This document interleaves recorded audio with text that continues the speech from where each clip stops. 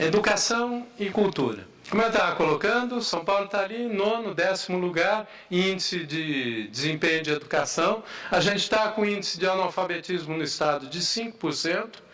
E o problema é que os dados são meio contraditórios, mas mesmo em São Paulo, 5% de analfabetismo, isso é inaceitável. Primeira medida, declarar São Paulo território livre do analfabetismo em 4 anos. Vários países fizeram isso. Bolívia fez isso, Equador fez isso, Venezuela fez isso, em tempo curto. Cone Sul nem se fala. Nós temos que enfrentar a questão do analfabetismo, e não só do ponto de vista técnico, mas do ponto de vista de colocar a educação como um valor fundamental.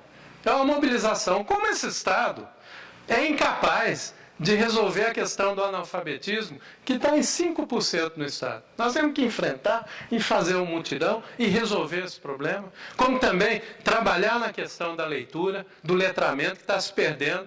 Outro dia eu vi, acho que na televisão, que os meninos que concorreram à bolsa, a estágio, 40% foram reprovados em ditado. Ditado. Escrever, reproduzir palavra, não é nem interpretação de texto, reprovados em ditado, 40%. Meninos com nível médio ou com nível universitário. Isso é inadmissível, mas a gente vai achando que isso é natural. Isso não é natural. Então nós temos que trabalhar a questão da leitura. Desde medidas como o que tem em Bogotá, é um banco de espera do ônibus com uma banquinha de livros. A pessoa pega gratuitamente. Cidade do México, para ler de boleto e ao metro. Pilhas de livros com crônica, poesia, trechos de literatura. A pessoa pega um livrinho barato, feito com papel jornal, e lê no metrô e depois devolve, circula. Em Brasília, uma experiência de um ponto de cultura que é num açougue, o Tibone. 100 mil livros distribuídos numa avenida que é a W3. Por um ponto de cultura, gratuitamente. Coloca e distribui. Nós temos que recuperar esse sentido da leitura, da interpretação, da formação, tratar o ensino integral, mas não o ensino integral com as mega escolas. Não, tem que ser escola bonita, bem cuidada, limpa, bem pintada, reformada, porque isso é cuidado, educação é cuidado. Mas é sobre, mais do que investir no prédio, é investir em gente. Então, nós podemos fazer educação fora da escola, em museu, em teatro, em cinema, em centro comunitário, em uma academia de capoeira. Essa é a busca do ensino integral, com outro condicionante, que aí foi uma proposta que até o Matheus colocou aqui no dia que ele veio debater. Ou se faz um aumento substancial do salário do professor da rede pública, e de uma única vez, não paulatino, como está agora, está em quanto? 1.600 o piso de salário do professor? Quanto é? 1.600? Oi? Do 1.600, né? Esse é o piso, né? Tem que dobrar esse valor. Quanto? 1.800. Tem que dobrar. Por quê? Porque não estimula aquele jovem que está saindo da universidade a entrar na carreira. E dobrar no inicial. E ter um plano de carreira que pelo menos o salário dobre de novo. Se começa com 3.500 que termina com 7.000, com um processo de progressão. Ou se faz isso de uma única vez, ou rapidamente, ou num prazo de 4 anos, aí a gente tem que avaliar as condições econômicas para fazer isso. Ou se faz isso, se vislumbra essa alternativa, ou não vai ter alternativa possível. Sem professor não tem educação. Sem professor não há como a gente mudar esse quadro. Sem escola vinculada com a comunidade, não há escola que possa criar uma outra relação. Então, só um exemplo. Comecei falando de alimentação, que a alimentação é a base, é o que nos faz como ser humano e tudo mais. Com a merenda, o que se faz da merenda também é um achaque. Se inventou com a merenda escolar um meio de ganhar dinheiro. Empresas que fornecem merenda escolar. E a gente acha normal as crianças comerem todo dia salsicha, embutido.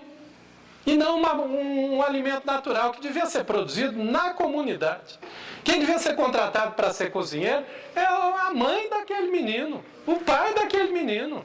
Inclusive com autonomia, para que a escola pudesse contratar serviços ali no seu entorno. Por quê? Porque aí a gente traz, porque a gente fala, o segredo da educação é vincular a educação com a comunidade. Mas toda a gestão da educação é para afastar a comunidade da escola.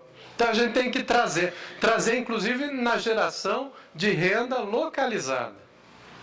Aí a gente trabalha esse tripé educação, que vai ser transversalizado pela cultura, e a cultura vai ser a amarração da gestão pública como um todo.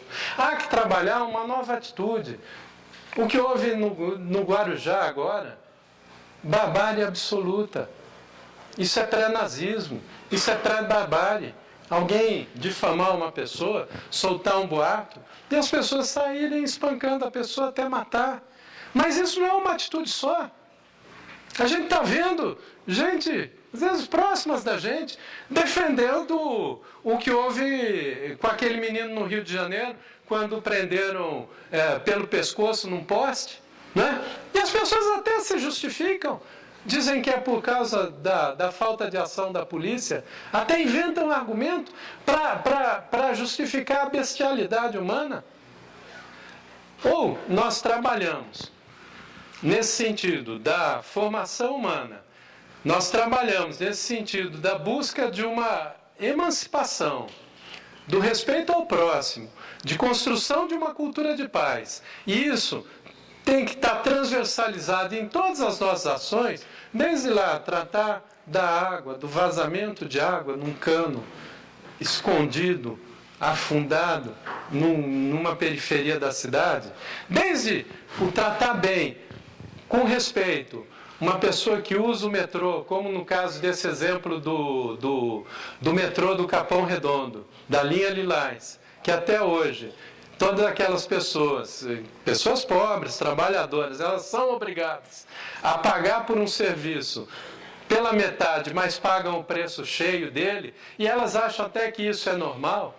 Ou o governante se relaciona com a população dizendo que vai fazer as coisas de uma outra forma, ou o governante, e não só o governador, mas toda a equipe que estiver nesse processo, se coloca de fato como servidor público, em que o servidor público serve e não se serve, ou não terá nova política possível, ou não terá nova possibilidade de civilização. A gente vai virar coisa, a gente vai cada vez mais se degradar nesse processo, cada vez mais virar um meio de compra e venda, seja de nós mesmos, vendendo nossa força de trabalho, seja como consumidor também, em que até os desejos eles são direcionados, eles são inventados, eles são fabricados. Os desejos hoje eles não são naturais, eles são inventados, né? O desejo de ter um produto eletrônico, de ter um tênis, de ter um produto de marca e tudo mais.